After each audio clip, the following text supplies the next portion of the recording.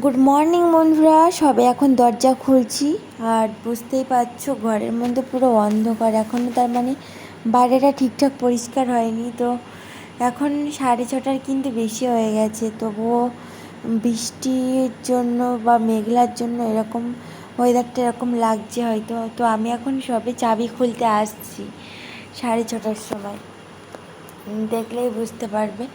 তো যাই হোক, চলো গেট খুলে দেবো এবার দিয়ে। এখন সব থালা বাসনগুলো ধুয়ে নেব। আর ট্যাপে মানে লাইনে আর কি জল আসে 6:30টার দিকে, সেই কারণেই আমি থালা বাসন নিয়েই যাচ্ছি। আর গতকাল রাতে চাউমিন খাওয়া হয়েছিল, কালকে শরীরটা তেমন ঠিক ছিল না, তাই জন্য ভিডিও দিতে পারিনি। সেই কারণে এখন থালা বাসন ধুয়ে নিচ্ছি, তাছাড়া রাতের বেলায় বেশি ধুয়ে নিই। তারপরে এখানে জল চলে এসছে, দেখতেই পাচ্ছ, বালতি ধুয়ে আবার বসিয়ে দেবো। আর বাইরেটা বৃষ্টির জন্য মানে চ্যাপচেপে হয়ে আছে, প্যাচে কাদা, ভালোই লাগছে না। জলটা কিন্তু বেশ স্পিডে এসে গেছে। আর ফার্স্ট টাইমে যখন জলটা আসে না, একদম মানে স্লো, একদম স্লো। বালতিটা ভর্তি হলে আমি এদিকে সব মেজে নেবো আর কি। আর এদিকে রোদ উঠবে না আজকের, দেখেই বোঝা যাচ্ছে খুব মেঘলা। এই ভোরবেলা থেকে মেঘলা, যেখানে সূর্যি মামা পুরো একদম সকাল থেকে উঁকি মারে, আর এখন পুরো মেঘলা। তো যাই হোক, আর দুদিন পরে রথ, তো সবার রথযাত্রা ভালো হোক, শুভ হোক, এটাই কামনা করি। আর আমি এখন গ্যাস পরিষ্কার করে নিচ্ছি, রথের জন্য তো বৃষ্টি হবেই। গ্যাসটার কি অবস্থা হয়েছে তোমরা না দেখলে বুঝতেই পারবে না। প্রায় 2-3 মাস আমি গ্যাসটা মানে সাবান দেওয়া হয় না, এমনি মোছা হয় ঠিকই, কিন্তু সাবান দিই না। তো আজকে আমি ভীমের সাবান নিয়ে নিয়েছি গ্যাসটা পরিষ্কার করার জন্য। এর উপর একটু জল দিয়ে দেবো, দিয়ে আমি সাবান দিয়ে কিছুক্ষণ ভিজিয়ে রাখবো। তো গ্যাসের ওভেনের যে মানে মুখটা, সেটা আমি খুলে দিয়েছি, আর ওর মধ্যে বেশ ধুলো জমে আছে। চারদিকটাতে হালকা করে জল দিয়ে দিচ্ছি। আর আজকের আমার ক্যামেরাম্যান হলো আমার মেয়ে, তো ওই ক্যামেরা সব মানে স্টার্ট করে দিচ্ছে, আবার মানে বন্ধ করে দিচ্ছে আর কি। তো যাই হোক, তোমরা পুরো ভিডিওটা দেখতে থাকো। আর 2 দিন পর রথে কিন্তু একটা জায়গায় যাব, মানে আমার ইচ্ছা আছে। তবে ভগবান বলরাম সুভদ্রা ওনারা কী করেন সেটাই দেখার অপেক্ষা। জগন্নাথ দেব সেটাই কী করেন, মানে নিয়ে যান কি না। তো সবই তো উপরওয়ালার কাছে, উপরওয়ালা যেটাই করেন আমরা সেটাই করি আর কি।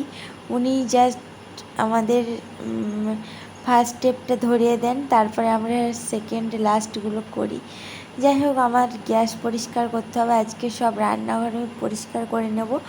অনেক দিন যাবৎ কিছু কিছু জিনিস মানে বর্জনীয় জিনিস, সেগুলো একদম ফেলা হয় না। তো তারপর গ্যাসটা মানে মুছেছি, দেখো কত সুন্দর পুরো নতুন চকচকে হয়েছে।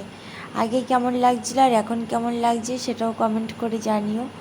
আর আমি আজকে যে কটা পেপার বস্তা দিয়ে রান্না করতাম সব তুলে দেবো, দিয়ে আবার নতুন করে মানে পেতে দেবো আর কি। গ্যাসটা পুরো নতুন, একদম নতুন অবস্থায়, যেরকম আমি অনলাইন সার্ভিস থেকে কিনেছিলাম না, সেই রকমই লাগছে। আর এটা কিন্তু সূর্য ভিভার মানে গ্যাস, তাই জন্য এটা খুব মানে ভালো আর কি একটা কোম্পানি। সেটা যারা ইউজ করো তোমরা সেটা বলতেই পারবে। যাই হোক, তোমরা ভিডিওটা অবশ্যই দেখতে থাকো, চ্যানেলটিকে অবশ্যই করে সাবস্ক্রাইব করো, লাইক করো। আর আমি রান্নাবান্না করে নিয়েছি আজকে, সয়াবিনের তরকারি, আর করেছি ঢ্যাঁড়স ভাজা। সয়াবিন বলতে কুমড়ো দিয়ে সয়াবিন করেছি, আর আজকের মাছ নেই, নিরামিষ বলতে গেলে, তাই জন্য এটা দিয়ে আজকের খাওয়া দাওয়া সারবো। তো তোমরা পুরো ব্লগ দেখতে থাকো, চ্যানেলটিকে সাবস্ক্রাইব করো। তারপর কালকের আরও কাজবাজ রয়েছে, আবার ব্যাংকে যাওয়ারও ব্যাপার রয়েছে।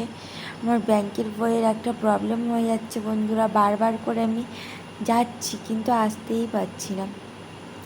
এটা মোছার পরে আমি এখনও স্নান করতে যাব, অনেক কাজ রয়েছে। স্নান করব, তো খাওয়া দাওয়া তো করতেই হবে। তো চলো, আমরা এখন রেডি হয়ে গেছি। আর এখন সন্ধ্যে 6:30 বাজে, ঘুম থেকে উঠে একটু রাস্তার দিক দিয়ে ঘুরে চলে এলাম। বাজারে যাব এখন, বাজার করতে।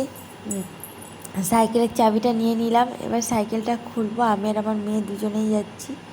তো চলো সাইকেলটা খুলে নিয়ে ঝটপট করে যাই। তো তার আগে তোমরা পুরো ভিডিওটা দেখতে থাকো। চ্যানেলটিকে সাবস্ক্রাইব করতে থাকো।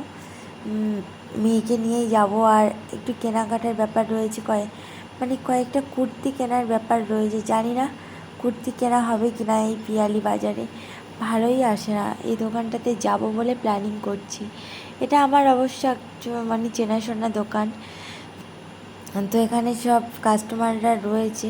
এবার আমি আমার মেয়েও এখানে বসে গেছি, দেখো ও পাশটাতে বসতে, আমি এ পাশটাতে বসে গেছি। তো বেশ পরিমাণে জিনিস রয়েছে দোকানে, কিন্তু আমার পছন্দের জিনিস সচরাচর সব দোকানে থাকে না। যাই হোক, তারপরে জামা কাপড় কিনে সোজা চলে এলাম মাছ বাজারে। আর মাছ বাজারে কিন্তু বেশ ভিড়। এখানে কী মাছ নেব সেটা নিয়ে কনফিউজড হয়ে যাচ্ছিলাম। অবশেষে একটা রুই মাছ, সেটাই মাপতে দিয়েছি, আর ওটা নিয়ে আজকে বাড়ি ফিরবো। সেই মাছের আঁশ ছাড়াবে, তারপর আরেকজন দেবে কেটে, তারপরে যাব বাড়ি। তো আজকের বন্ধুরা এই পর্যন্ত ব্লগটা শেষ করছি। কেমন লাগলো জানিও, ভালো লাগলে সাবস্ক্রাইব করো, লাইক করো, শেয়ার করো, কমেন্ট